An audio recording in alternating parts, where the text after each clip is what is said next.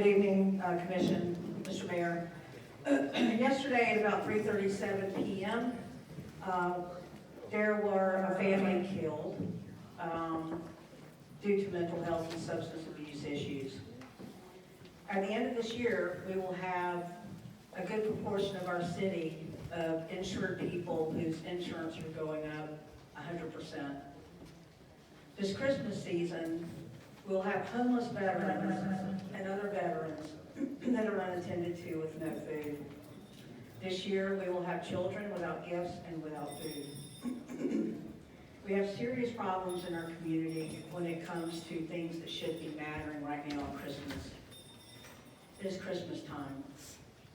And I, for one, felt part of the joy of Christmas sucked out of our community by things that could very well be attended in the beginning of the new year. And I would ask that in the spirit of Christmas, in this community, that we remember what time of the year it is.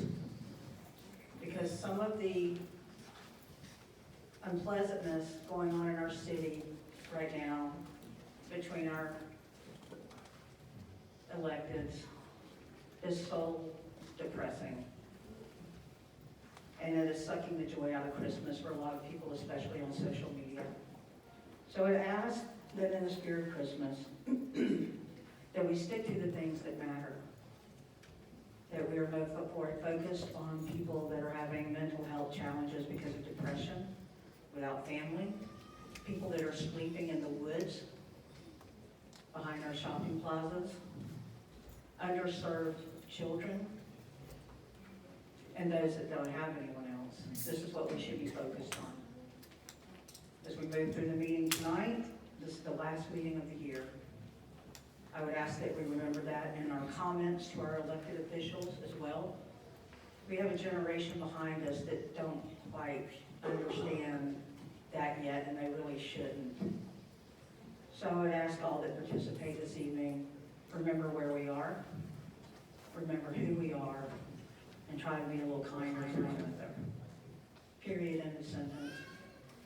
I've made that my goal. It's really sad, and I hope that we can do better. So I hope that everybody remembers that. We have people that need to be taken care of, and not the other stuff. Thank you.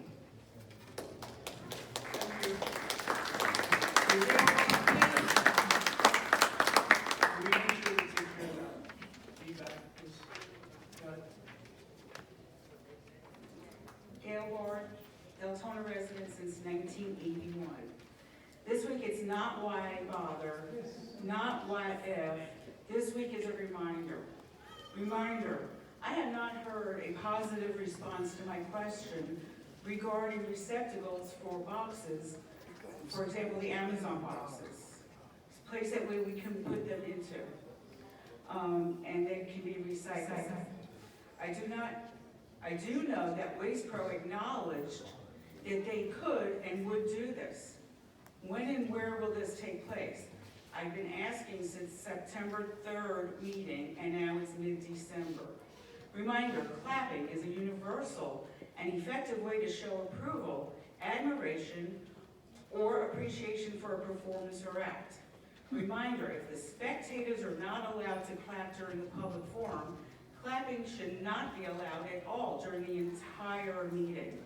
This would include no clapping for the cute kiddos as they receive their Superstar awards, proclamations, and special awards, etc. Mr. Mayor, you can't say that we can clap during one part of the meeting and not another. Reminder, it has been requested over and over to move the public forum back into the meeting. Nobody asked what we, the people of Deltona, thought about moving the public forum before the meeting. It should be televised and recorded as a public record, and as a reminder, we should never speak to an empty chair ever again. Reminder, we are treated like children. You tell us when and how, and we can speak, and even where to sit in this room. Reminder, you work for us, the citizens of Deltona. Reminder. There you go, you're clapping. We're not doing that. But that's right, but I'm we sorry. clap for the kiddos. That's exactly my point about the clapping. Finish your statement, please. Finish your. That was exactly what my point was about the clapping. You're telling us not to clap now, but we can clap later on in the meeting, right? So we can't clap later on in the meeting either. So kiddos, I'm sorry, but we can't clap for you. You work for us, the citizens of Deltona. What kind of legacy do you want associated with your name? Remember, you're being challenged to grow and grow up. Reminder, you are up there to protect Deltona and its residents, not yourselves. Reminder, do the right thing for all of us in Deltona. Don't just agree with someone to suck up to them. Happy holidays. Good Thank show. Thank you. Sean O'Donnell, please. Nothing but a thief anyway. Good evening. This could be my first time speaking in front of you guys, but I wanted to bring up something about the forensic audit. And So that's in the that's on the agenda. You can speak about the forensic audit at that time. okay, We'll be more than happy to listen to you. okay, can we speak about the infrastructure?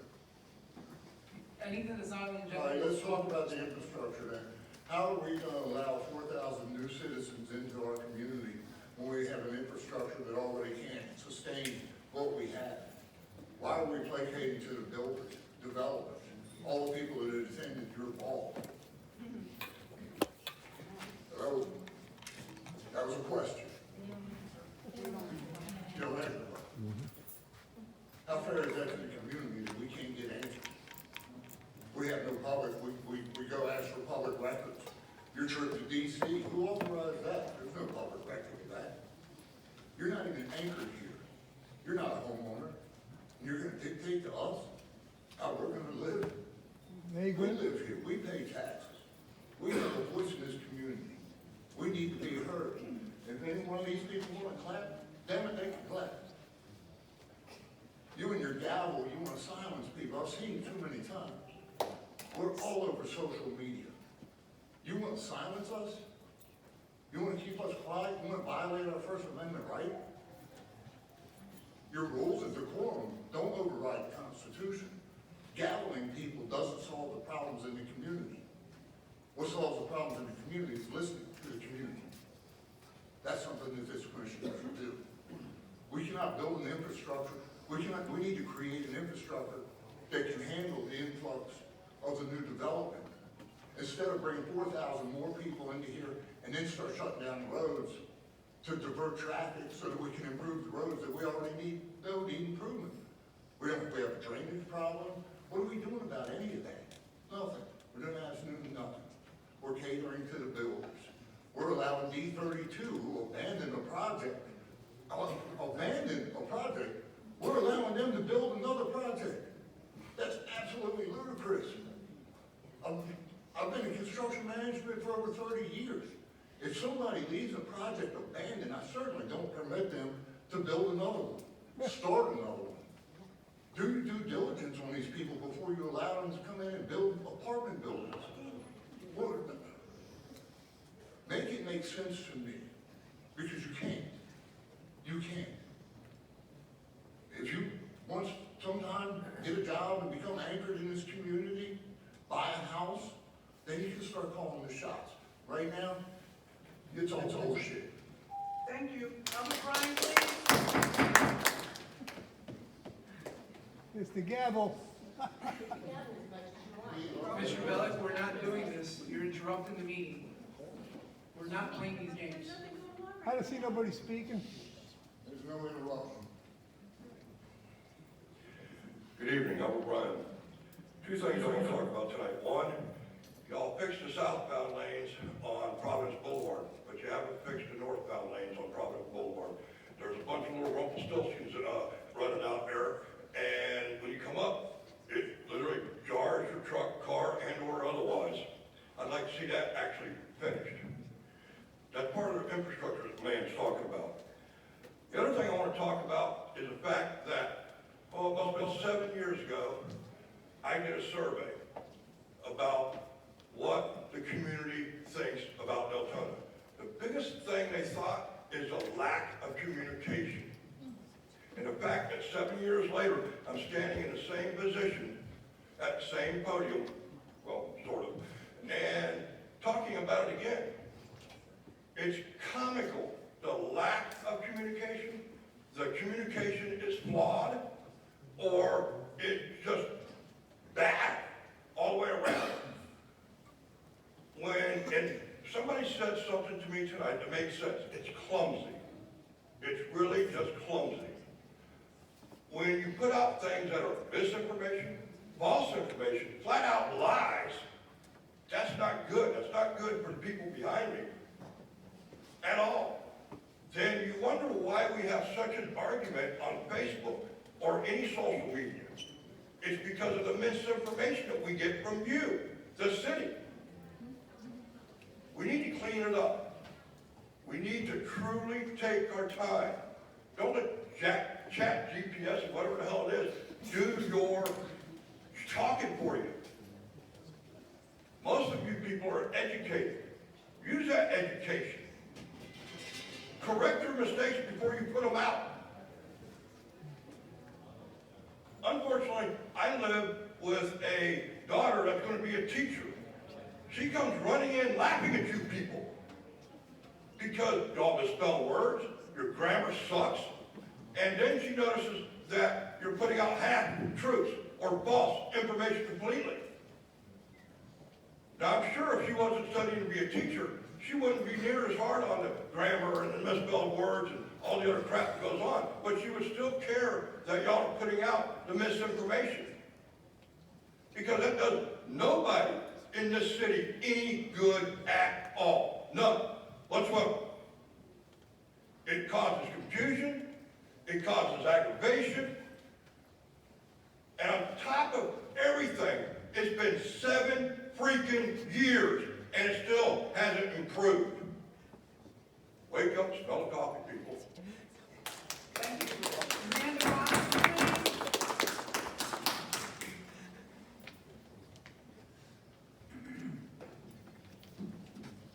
Good evening, Mayor, Commissioners. Thank you for the opportunity. Ms. Rogers, if you can lower your mic, please. Thank you. Thank you for the opportunity for me to speak this evening.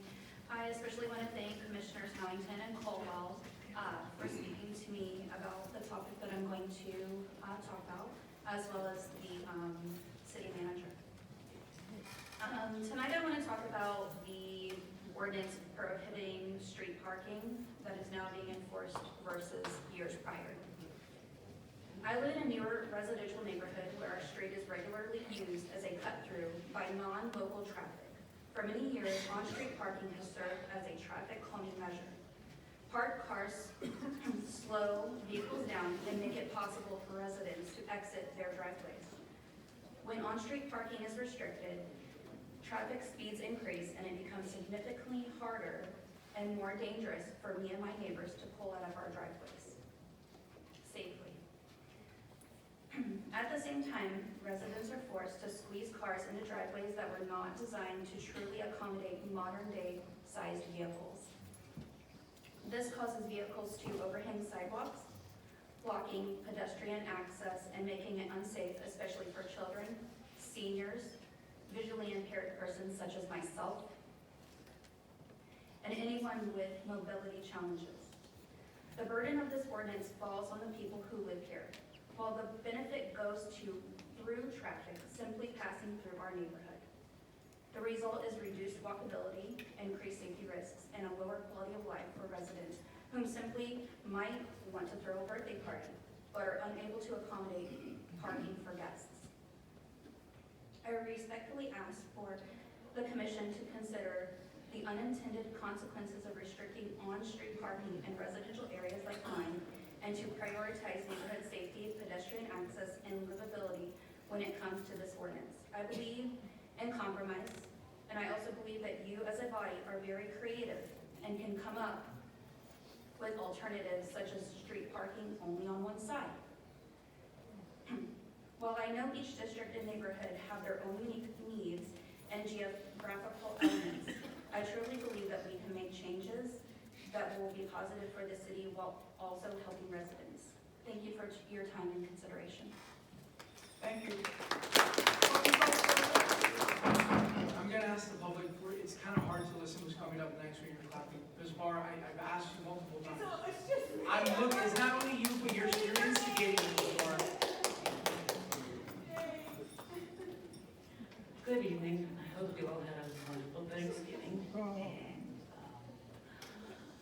I have something I want to talk about, but I want to say that I back up Amanda with maybe one side of the street parking, or like some of us from up north know that alternate sides of the street, because I get those challenges and you're not going to make everybody happy, because I don't think I'd like people just parked in front of my house either.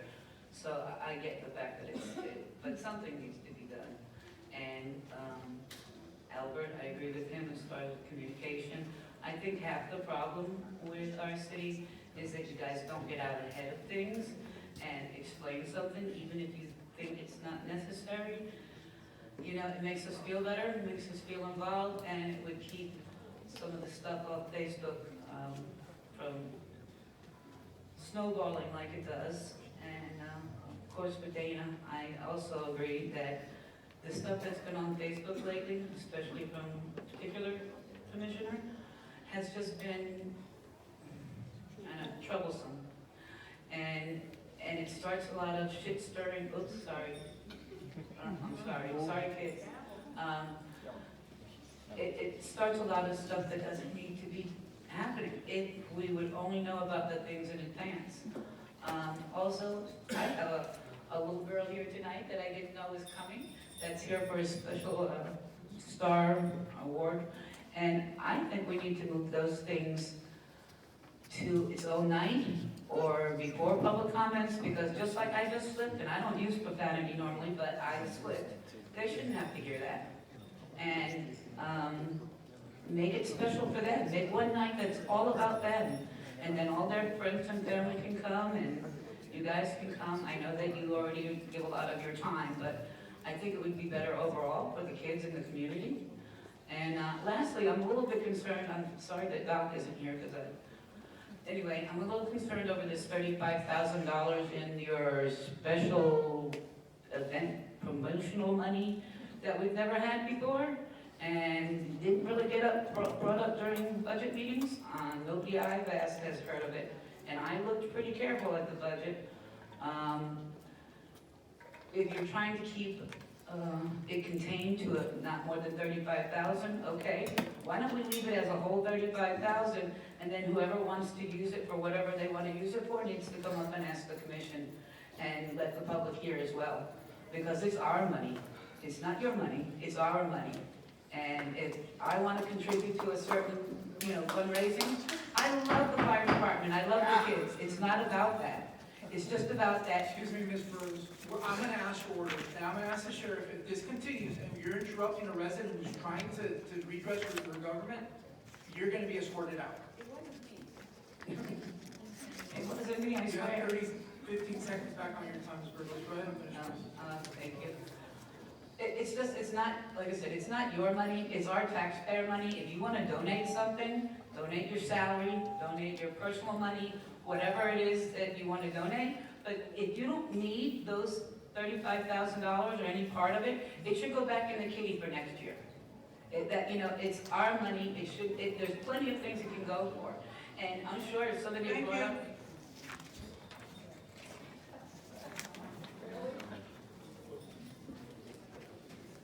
Randy White, please.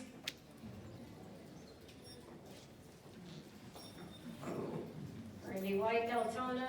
I'm here today under Deltona's policy CW07-01.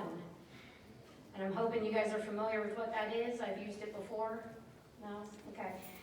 So I stand here today, and I am here to give a formal request for investigation under Deltona's fraud policy, CW07-01, or any updated version therefore. There is enough evidence to suggest that there were improprieties, both regarding the mayor's rental ball and the City of Deltona parade. I'd like to remind everybody that this is not an option. Our fraud policy states that the city recognizes a zero tolerance policy regarding fraud and corruption. All matters raised by any source will be taken seriously and properly investigated. It is now not an option.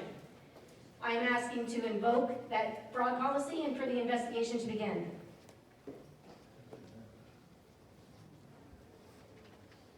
Our city has struggled for years with mistrust, and I feel a proper outside investigation into these matters will help to restore that division. Some, but not all, notable causes for concern are as follows.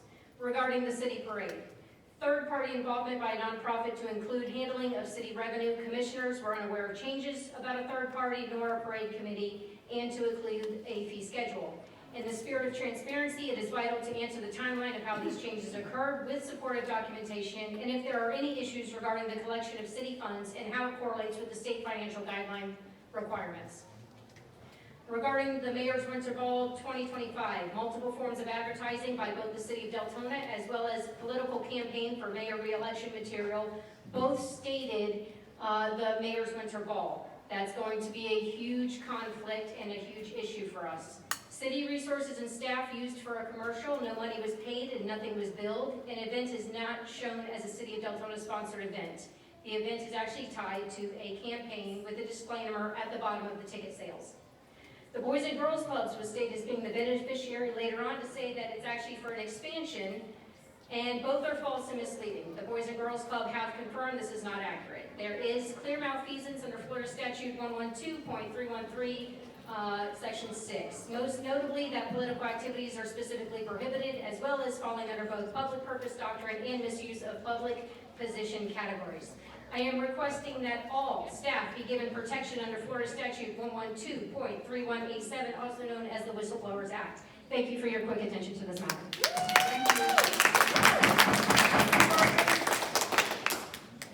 Matthew Perkins, please. Morgan.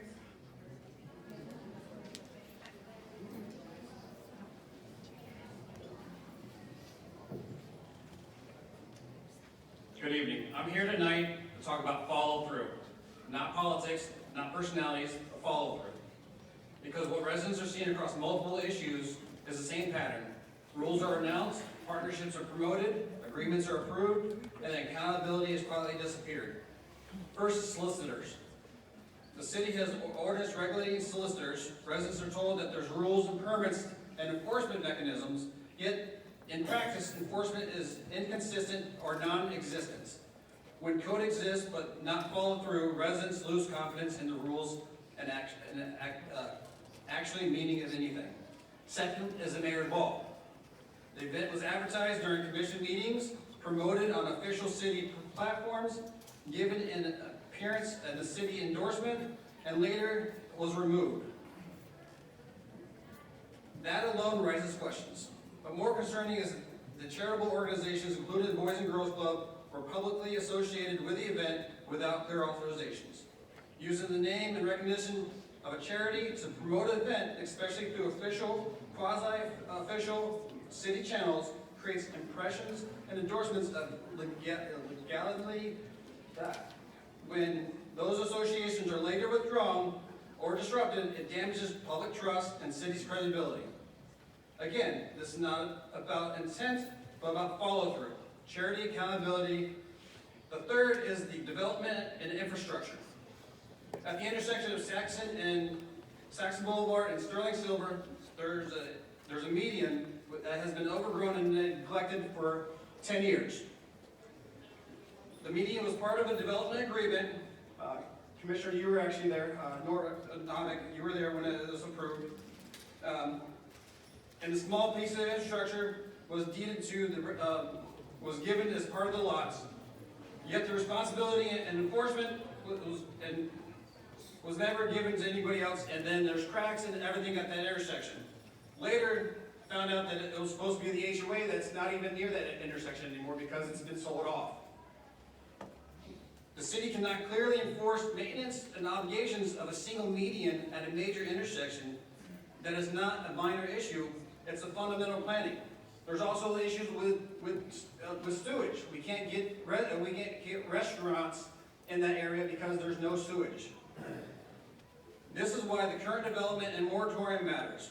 A moratorium is not an anti-growth, it's a positive to fix what already exists. It is time to ensure that development agreements are enforced, codes are applied consistently, partnerships are transparent, and the city's back messages is accurate and authorized. Until the city can demonstrate. Thank you. John B., please.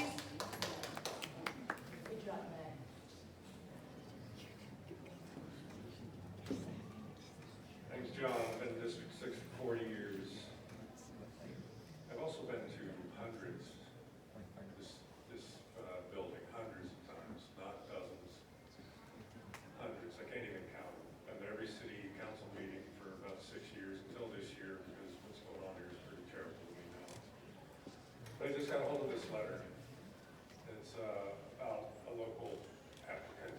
These are not developers, they're applicants. And it's pretty entertaining that I'm just now finding out about this. But I have some advice. So, for Commissioner Howington, you need to take this letter, you need to frame it at your local craft store. You get a big blue ribbon, this is from the State Fair, that says Badge of Honor on it, and put it on your wall to have a Merry Christmas. Because everything on here is malarkey. These people are going to speak on this tonight. A high school student can tell you that none of this has any validity. I think toilet paper is more valuable because it has any use. Like the last time I was here, it was about 4 weeks ago. And, I had a lot to say, and I still do, and I still have 4 pages of notes that can't be read in 3 minutes. Cutting it back to 3 minutes is ridiculous. I mean, if you want to do it, the state requirement for municipalities in the state of Florida for public participation in meetings, I believe, is 1 a year. So if you want the public out of this scenario, just cut the meetings off, have 1 a year for the, it's either for the election or the budget. You have to have 1 meeting a year open to the public. So, in my opinion, you'd be better off than complaining about the citizens trying to say things you don't want to hear. I've got a whole list of other things here. It's really not worth going into at this point, but this letter shocked me because I don't know why I didn't have it since I've been here hundreds of times. Nobody showed me this letter, and I talk to these people all the time. And I have way more to say than you've got time to listen. I could talk on this subject for hours about these applicants. These people don't build anything, by the way. If I handed them a box of carpenter's tools, they would try to go in the kitchen and cook with them. I mean, they don't know how to build anything, so, except money, and they steal it from us. Have a nice evening. Thank you. David Sosa, please.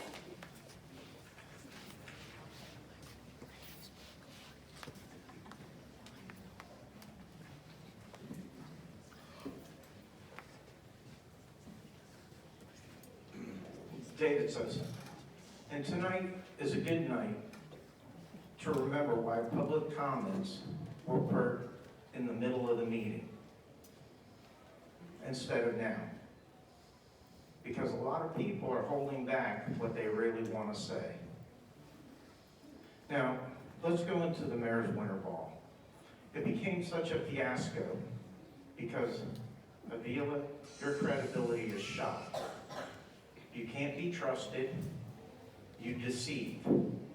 Now, I would like a public records request for the original post the city put regarding the Mayor's Ball. I know it was deleted off the Facebook page and it was deleted off the website. Now, you build this as a fundraiser for the Boys and Girls Club. The property the Boys and Girls Club sits on belongs to the city. The building's the city's, the park is the city's. Basically, what you used was you were opportunistic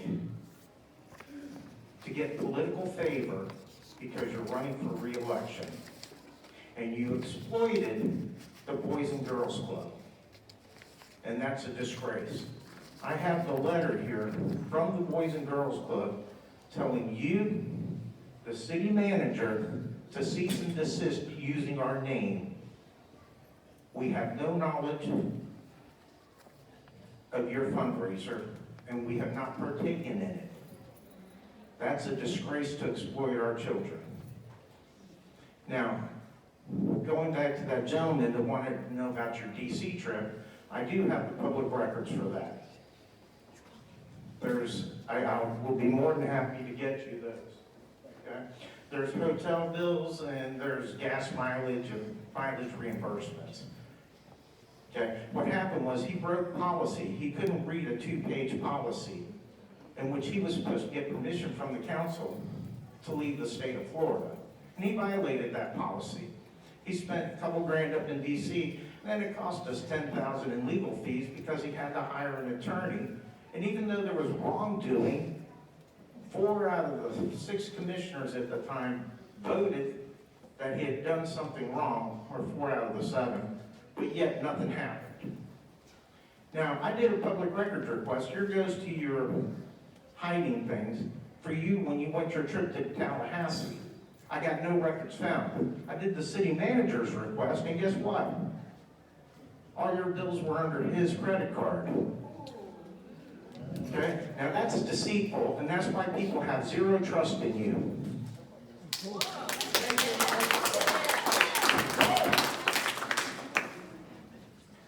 All right, Oh, we got one we're more. gonna go ahead. We're gonna go ahead and get started with the regular commission meeting for Monday, December 15th, 2025. Sir, excuse me. We got one Excuse more. me, Mr. Bellick, stop I interrupting. put a slip. Mr. Bellick, Mr. Bellick, I put a slip in. Mr. Bellick, Get out of here, you thief. Mr. Bellick, can you please remove Mr. Bellick out of the...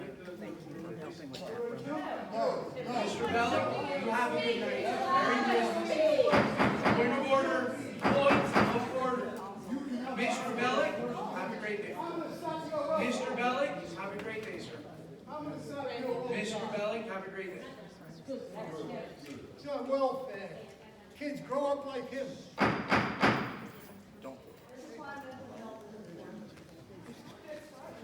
Kids young.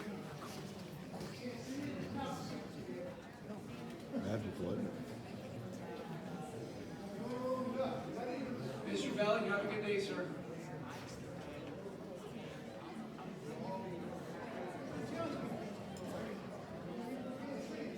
All right, this time we're going to go ahead and call this meeting to order for Monday, December 15th, 2025. If I can please have the city clerk call the roll. Vice Mayor Gilbert, I'm sorry. Commissioner Colwell, Here. Commissioner Hamilton. Commissioner Harriet.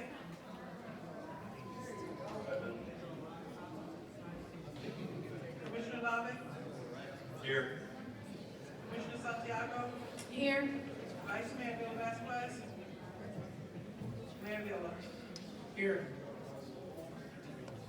All right, this time we're going to go ahead and do the invocation and the pledge to the flag. I will turn it over to Commissioner